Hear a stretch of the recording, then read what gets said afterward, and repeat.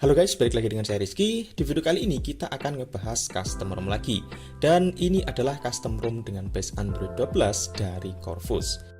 Gimana performa custom ROM ini akan kita bahas di video ini. Oke, pertama kita masuk di settingan dulu dan kita lihat tentang custom ROM-nya. Di sini agak keren sih, ada shortcut-nya. Yap, di sini muncul dan ini adalah custom ROM dari Corvus versi VS3.0 Revenant. Dan yang perlu diingat, ini adalah custom ROM versi masih unofficial. Yap, kita lihat di tentang ponselnya, kita masuk di sini dan ya kita scroll ke bawah. Oke. Custom ROM ini menggunakan base Android 12 dengan kernel yang digunakan yaitu 4.4.302 Skywalker.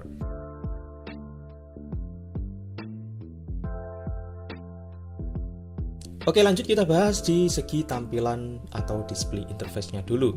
Yap, di sini launchernya dia pakai versi AOSP seperti ini. Kemudian di bagian status bar atau di bagian quick setting-nya dia juga menggunakan miliknya Android 12 seperti ini.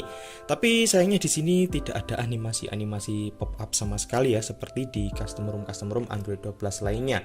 Misalnya di Nusantara Project kemarin dia sudah dikasih animasi pop-up yang cukup keren dan cukup halus. Lanjut, kita tahan di bagian home screen. Di sini nanti akan memunculkan 3 quick setting.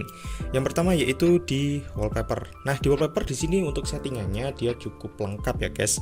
Ada mode gelap, kemudian tema icon juga ada di sini. Dan yang saya suka di sini untuk wallpapernya dia ada khusus ya, namanya yaitu Raven Walls.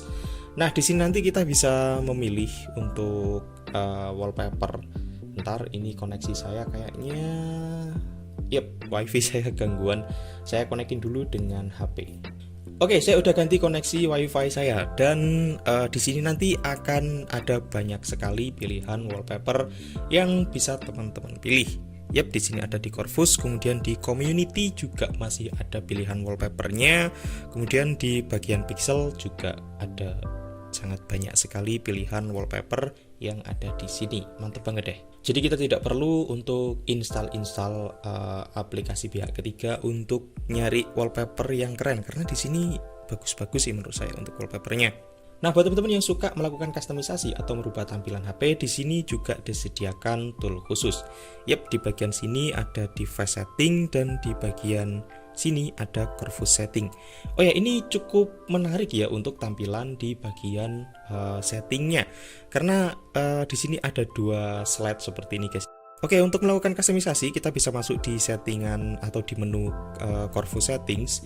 Di sini kita akan menemukan banyak menu untuk melakukan kustomisasi. Ada game space, kemudian tema, status bar, quick setting, kemudian lock screen, baterai, notifikasi, ada button dan navigasi bar bisa kita pilih, dan ada lain-lain. Yap, seperti itu untuk settingannya di Corvus ini. Oke, lanjut kita bahas di bagian performa.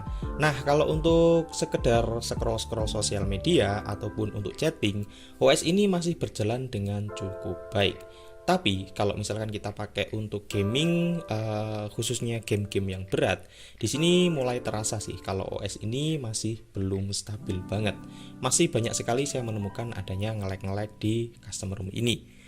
Yap, kemarin saya udah tes performa, langsung aja kita lihat untuk hasil tes performanya. Oke, untuk hasil tes performanya sebagai berikut. Pertama, di sini saya tes dengan menggunakan Geekbench 5 dan skor yang didapetin yaitu 267 untuk single core dan 1144 untuk multi core-nya. Masih skor yang standar sih. Kemudian kita tes yang kedua dengan menggunakan GPU benchmark dan skor yang didapetin yaitu 410.400. Kemudian tes yang ketiga dengan menggunakan CPU throttling dan berikut hasilnya. Kalau kita lihat di bagian grafiknya, di sini memang dia tidak stabil ya guys. Yang pertama ada tinggi, kemudian ada beberapa performa yang jatuh dan dia naik lagi. Untuk hasil performanya maksimalnya ada di 134,968 GHz, cukup tinggi sih. Kemudian performa rata-ratanya ada di 122,011 GHz dan performa minimalnya ada di 102,035 GHz. Oke, ini pertama kita mainin dulu game yang enteng-enteng dulu. Ini ada Subway Surf. Buat main game enteng seperti ini OS ini berjalan dengan lancar banget sih guys, tidak ada halangan sama sekali. Dan di touchscreen-nya ini juga nggak ada delay sama sekali ya, lancar banget ya pokoknya. Oke. Mantap banget nih. Yep. Dan game ini juga cukup responsif, tidak ada delay sama sekali guys. Wih, mantap sih.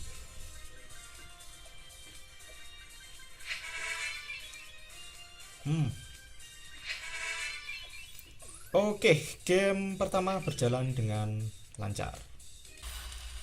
Oke, lanjut kita pakai untuk bermain game Asphalt 9. Nah, di sini untuk settingan grafiknya yang saya pakai ada di defaultnya, yaitu ada di rendah.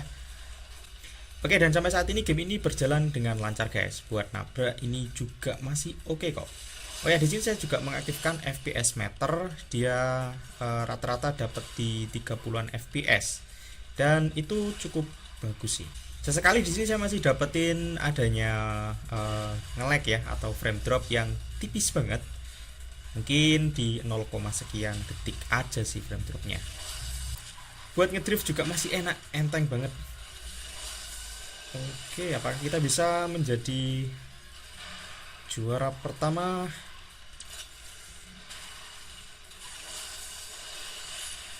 Oke, tadi beberapa kali di permainan saya masih menemukan adanya nge-lag ya, atau frame drop 0, sekian detik. Lanjut kita pakai untuk game yang berat ya, yaitu Genshin Impact. Nah, di sini saya pakai di settingan default dari custom ROM-nya, yaitu ada di low. Aduh, di sini kita sudah dapetin frame drop. Oke, yep. Nah, ini masih oke sih, masih lancar sih. Cuman tadi ada frame drop, barusan ada frame drop lagi. Untuk FPS-nya di sini cukup loncat-loncat ya, kadang ada di 23 FPS, kadang langsung turun sampai di 15 FPS guys. Performanya masih naik turun. Wah, ini tadi ada frame drop lagi. Yep. Kita coba nyerang monster lagi. Oke, kita masuk ke arena. Let's go. Waduh. Oke, kita pakai untuk nyerang monster. Di sini masih sering banget terjadi nge-lag. Tadi saya sempat sampai ada di kisaran 11 FPS, itu cukup parah sih. Oke, untuk gaming memang OS ini masih belum begitu siap ya guys. Tadi masih banyak sekali ditemukan frame drop. Ya, semoga di versi officialnya nanti untuk performanya lebih naik lagi ya guys, dan lebih bagus. Oke, lanjut untuk bug yang ada di OS ini. Nah, bug yang paling saya rasain yaitu untuk bagian performanya. Terutama saat buka tutup aplikasi, dia akan terasa banget kayak kurang smooth aja gitu guys saat menutup aplikasi. Yap, di sini bisa teman-teman lihat. Oke, saat kita tutup aplikasi dia kayak kurang smooth aja. Yap.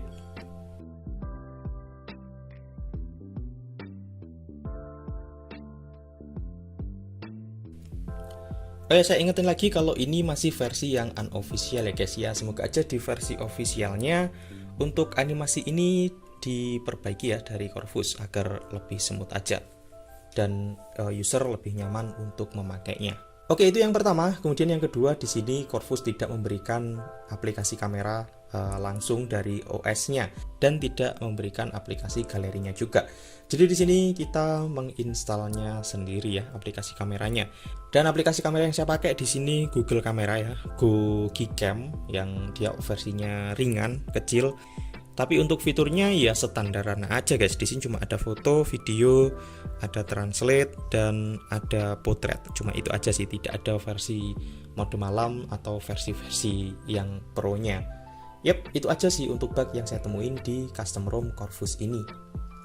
Nah, untuk kesimpulannya dari custom ROM ini, apabila teman-teman HP-nya itu dipakai sebagai daily driver, mending nunggu yang versi officialnya aja.